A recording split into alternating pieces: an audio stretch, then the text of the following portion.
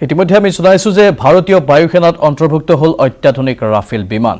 আম্বালাৰ বায়ুসেনাৰ ঘাটিত ৰাফেল অন্তৰ্ভুক্ত হল।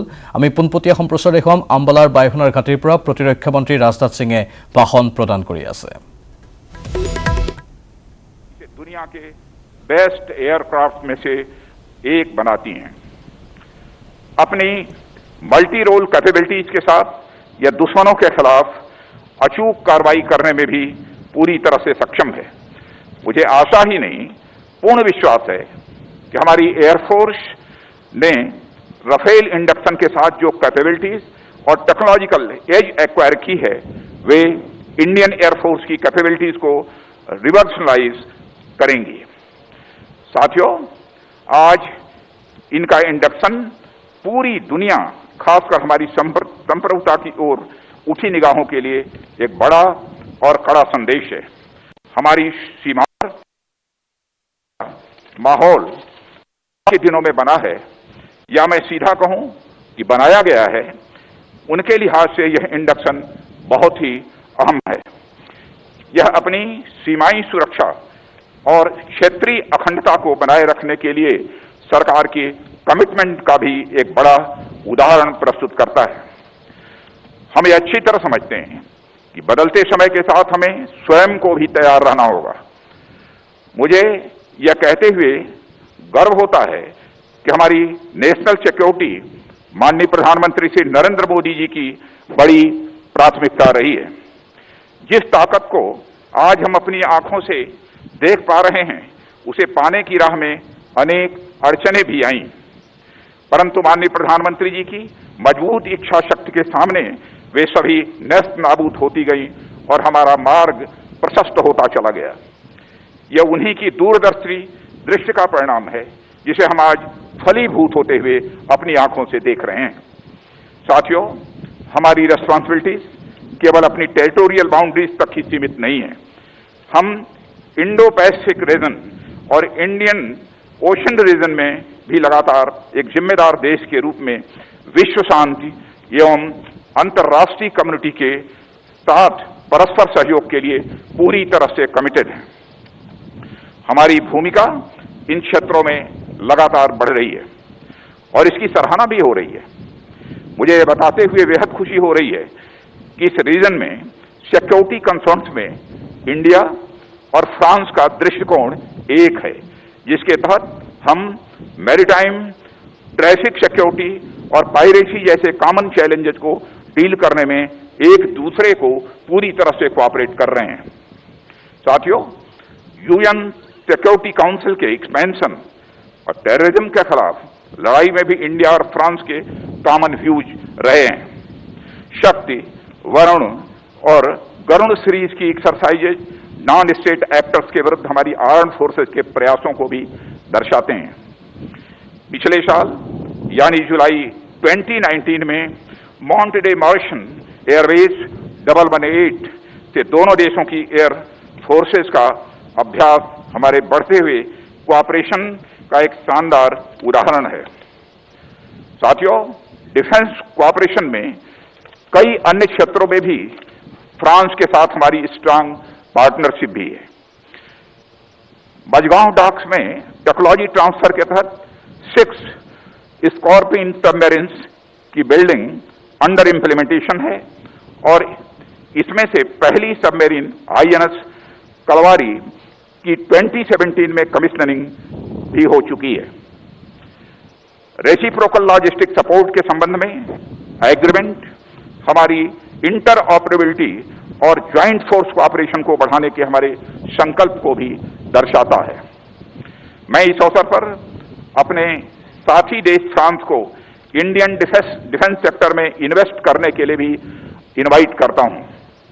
हमारे प्रधानमंत्री श्री नरेंद्र मोदी जी द्वारा सेल्फ रिलायंट इनिशिएटिव के आह्वान पर सरकार ने इस दिशा में कई प्रोग्रेसिव एवं पॉजिटिव स्टेप्स भी उठाए हैं। इस राह में अनेक ऐसे पॉलिसी रिफॉर्म्स किए गए हैं जो डोमेस्टिक इंडस्ट्रीज के साथ साथ इंटरनेशनल एंटिटीज को भी इंडियन डिफेंस सेक्टर की ओर अट्रैक्ट करते हैं। स्ट्रेटेजिक पार्टनरशिप मॉडल के तहत डिफेंस रिक्वायरमेंट की मैन्युफैक्चरिंग ऑटोमेटिक रूट के द्वारा 74% तक foreign direct investment, Uttar Pradesh और तमिलनाडु स्टेट्स में 2 डिफेंस कॉरिडोर्स की स्थापना, ऑफसेट रिफॉर्म्स, इस दिशा में उठाए गए बड़े कदम हैं। मुझे विश्वास है कि फ्रेंच डिफेंस इंडस्ट्री इसका लाभ उठाएंगी और फ्रांस इंडिजिनाइजेशन की हमारी इस यात्रा में हमारा साथी बना रहेगा। स्कॉर्पिन और राफेल के एक्सपीरियंस निश्चित ही हमारी डिफेंस पार्टनरशिप को और अधिक बढ़ावा देने के लिए आवश्यक गति प्रदान करेंगे।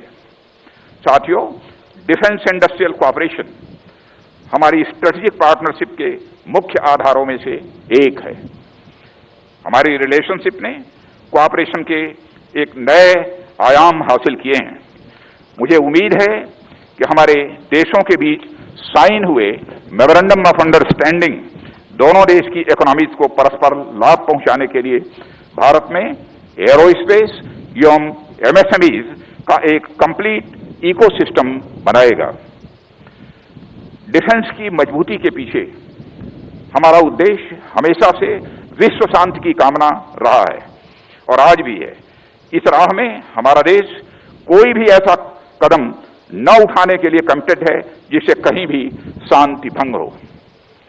यही अपेक्षा हम अपने पड़ोसी और दुनिया के बाकी देशों से भी करते हैं। और मैं यह बताना चाहूंगा कि अभी हाल की अपनी फॉरेन विजिट्स में मैंने भारत के पॉइंट ऑफ व्यू को समुचित विश्व के सामने रखा है, जिसे बड़े पॉजिटिव तरीके से देखा जा रहा है। साथ ही मैंने भारत की सॉवरेनिटी और टेरिटोरियल इंटीग्रिटी को किसी भी हालत में समझौता नहीं करने के संकल्प से भी सबको अवगत कराया और इसके लिए हम हर संभव तैयारी करने के लिए पूरी तरह से दृढ़ संकल्पित हैं। और मुझे गर्व है कि हमारी सेना की इरादे लोहे के जैसे मजबूत हैं। साथियों, मैं आज यहां भारतीय वायुसेना के साथियों को बधाई देना चाहूंगा कि सीमा पर हाल में हुई दुर्भाग्यपूर्ण घटना के दौरान यलेशी के पास भारतीय वायुसेना ने जिस तेजी और सूझबूझ से कार्रवाई की वह आपके कमिटमेंट को दर्शाता है। आपने फॉरवर्ड बेसिस पर जिस तेजी से अपने एसेट तैनात किए वह एक भरोसा पैदा करता है कि हमारी वायुसेना अपने ऑपरेशनल दायित्वों को पूरा करने के लिए पूरी तरह से हर समय तैयार है। भारतीय वायुसेना ने ऑनगोइंग ऑपरेशंस में जो तेजी और पैनापन दिखाया है उसने निश्चित ही सभी पोटेंशियल एडवर्सरीज को हमारे देश के इरादे के बारे में एक स्पष्ट संदेश दे दिया है। एक स्ट्रांग मिलिट्री पोस्चर के साथ एक्सट्रीमली कैपेबल प्लेटफॉर्म की तेजी से तैनाती एडवर्सरीज को किसी भी कार्रवाई करने से रोकेगी।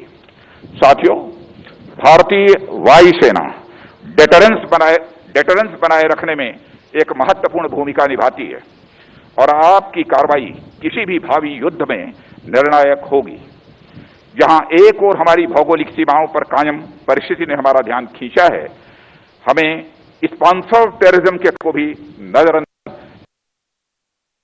इसके अलावा economic, biological and chemical warfare की पृष्ठभूमि में उभरती हुई टेक्नोलॉजी जैसे कि artificial intelligence, cyber, embedded cognitive systems and nano technology के कारण वॉरफेयर के नए क्षेत्र से भी शत्रुतापूर्ण गतिविधियां उत्पन्न हो सकती हैं, जिसके लिए इंडियन एयरफोर्स को हर प्रकार की चुनौतियों की सामना करने के लिए अपनी कैपेबिलिटीज में निरंतर सुधार करना ही होगा। चैलेंजिंग सर्कमस्टांसेस में भी कुछ ह्यूमैनिटेरियन असिस्टेंस और डिजास्टर रिलीफ कार्यों में आपकी भूमिका के लिए भी देश आपका आभारी है और आपकी भरपूर सराहना करता है। कोविड-19 महामारी के दौरान देश की कार्रवाई में भारतीय वायुसेना का योगदान भी अत्यंत प्रशंसनीय रहा है। आपके ट्रांसपोर्ट, एयरक्राफ्ट और हेलीकॉप्टर के पायलटों और क्रू ने मिशन लाइफलाइन और ऑपरेशन अपनी अहम भूमिका की है। उन्होंने नोडल सप्लाई बेस और समूचे भारत तथा विदेश के बीच एयर ब्रिजेस का भी काम किया है। साथियों, आप हमारे नॉर्दर्न बॉर्डर्स पर सिक्योरिटी चैलेंजेस से भली भांति अवगत हैं। ऐसे में अपनी राष्ट्र और वैल्यूज की सुरक्षा के लिए हमें और अधिक मुस्तैदी से तैयार रहना होगा। हमारी चौकसी ही हमारी सुरक्षा का सबसे पहला उपाय है। हमारा देश और समाज आप लोगों की वजह से सुरक्षित और आत्मसम्मान की जिंदगी जी रहा है। हमें उसे किसी भी कीमत पर बरकरार रखना ही है। अंत में मैं ऐतिहासिक 17 स्क्वाड्रन को विशेष बधाई देना चाहूंगा। भारतीय पराक्रम के इतिहास में आपका नाम चमकीले अक्षरों में दर्ज है। राफेल का इंडक्शन गोल्डन एरोज को एक नई चमक देगा। आप सभी राफेल यानी तूफान की तरह गतिशील रहकर देश की अखंडता और अखंडता के साथ साथ संप्रभुता की भी रक्षा करते रहेंगे।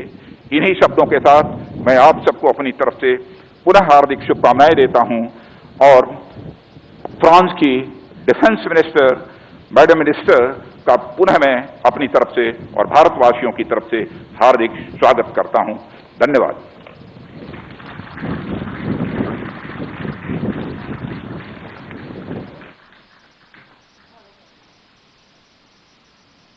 গোল্ডেন এৰো প্ৰদৰ্শন কৰি চমক দিছে ৰাফেলে।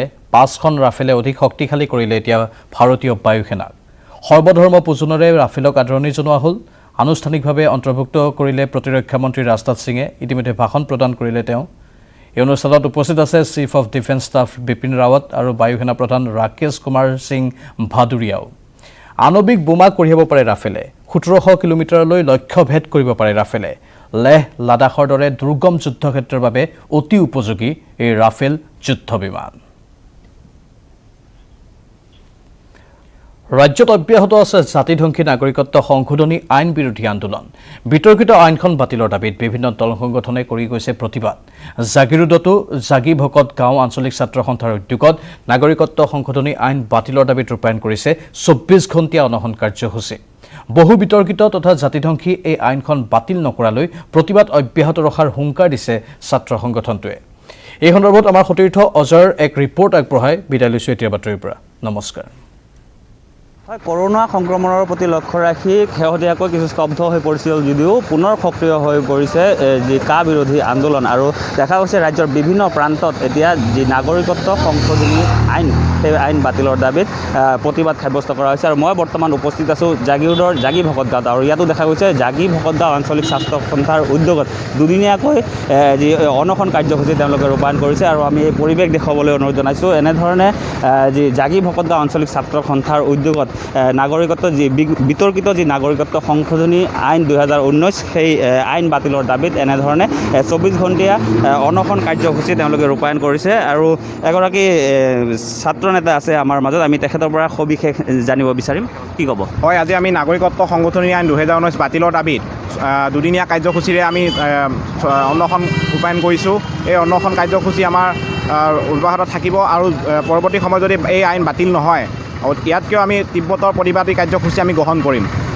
নিশ্চয়কৈ ক'ব লাগিব যে যি জাতিধ্বংসী যি নাগৰিকত্ব সংশোধনী বিৰোধী আইন বিৰোধী যি প্ৰতিবাদ সেই প্ৰতিবাদ কিন্তু অসমৰ বিভিন্ন প্ৰান্তত পুনৰ আৰম্ভ হৈছে। আৰু আন এগৰাকী আছুৰ নেতৃত্ব আমাৰ মাজত আছে, আমি তেখেতৰ পৰা সবিশেষ জানিব বিচাৰিম। যদি এই আইন বাতিল নকৰে আপোনালোকে কেনেধৰণৰ পদক্ষেপ পৰৱৰ্তী সময়ত গ্ৰহণ কৰিব?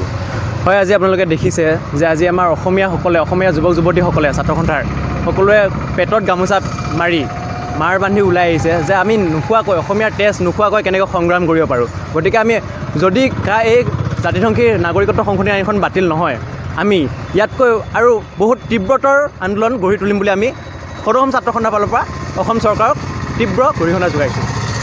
হয়, নিশ্চয়কৈ দেখা গৈছে যি ছাত্ৰ সন্থাৰ লগতে ৰাজ্যৰ বিভিন্ন দল সংগঠনে এই যি বিতৰ্কিত যি নাগৰিকত্ব সংশোধনী আইনখন সেই আইনখন বাতিলৰ বাবে বিভিন্ন সময়ত দাবী উত্থাপন কৰি আহিছে। তাৰপিছতো কিন্তু চৰকাৰে কোনো ধৰণৰ ব্যৱস্থা গ্ৰহণ কৰা নাই। আৰু যাৰ পৰিপ্ৰেক্ষিতত এতিয়াও দেখা গৈছে এনেধৰণে জাগি ভকত গাঁও আঞ্চলিক ছাত্ৰ সন্থাৰ উদ্যোগত এই যি নাগৰিকত্ব সংশোধনী বিধেয়ক আইন বিৰোধী প্ৰতিবাদ